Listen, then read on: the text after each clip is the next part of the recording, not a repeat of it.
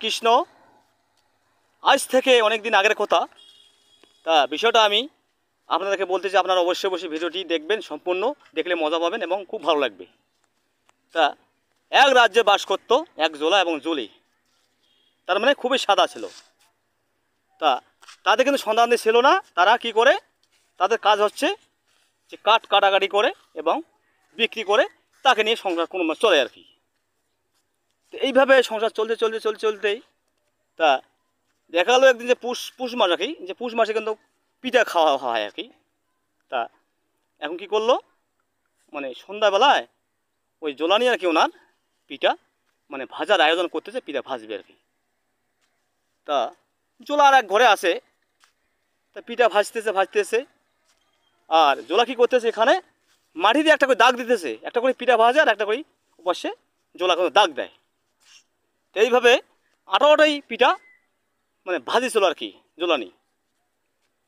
তারপরে ভাজা যখন শেষ, তারপর তো খাওয়া দাওয়ার পালা, তাই না? খাইতে হবে কিংবা ঘুমাইতে হবে, তারপর তো আবার কালকে কাজে যেতে হবে। তো এখন এর ফাঁকে কী করলো, যে উনি বলতেছে তুমি এক কাজ করো, হাত মুখ ধুয়ে বসো, তুমি পিঠা খাও। ঠিক আছে দাও।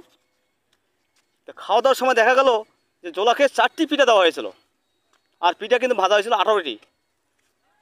তা এখন জোলা বলতেছে যে পিঠা আরও দাও, বলছে আর তো নেই। তা জোলা বলতে শোনো রে জোলানি, যে তুই জোলানি সর্বকাল পিঠা ভাজলো 18 খান আর আমাকে দিল 4 খান, তাজব কর না। জোলানি তো চমকে উঠলো যে দেখেন এ হচ্ছে জোলা, আসলে এখনো বুদ্ধি শুদ্ধি নেই, সাদা মানুষ, এটা কী করে জানলো যে 18 খান পিঠা আমি ভাজলাম, আর উনি কীভাবে জানলো? অবশ্যই উনি অন্তর্যামী কিংবা ভালো জানে, ভালো গোনাপানা জানে। তা ঠিক আছে, তারপরে কি জোলাকে সমান মানে দেওয়া হলো। তো এখন দেখেন এইভাবে চলতে তারপর কি হলো, যে কাজ করতেছে।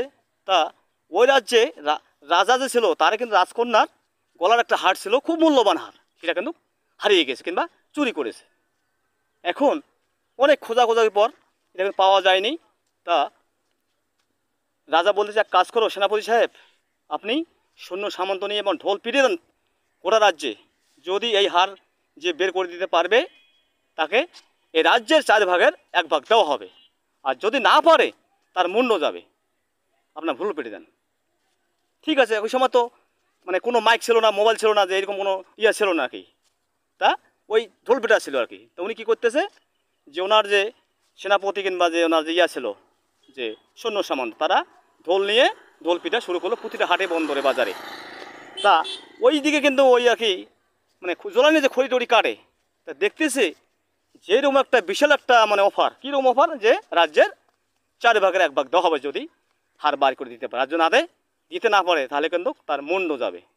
এই যে বিষয়টা, এখন জোলানি তো করছে না, আমার জোলা তো আসলে খুবই গণক এবং খুবই অন্তর্যামী, উনি পারবেই, আর আমাদের তো অসুবিধা, আমাদের তো এগুলোর দরকার আছে।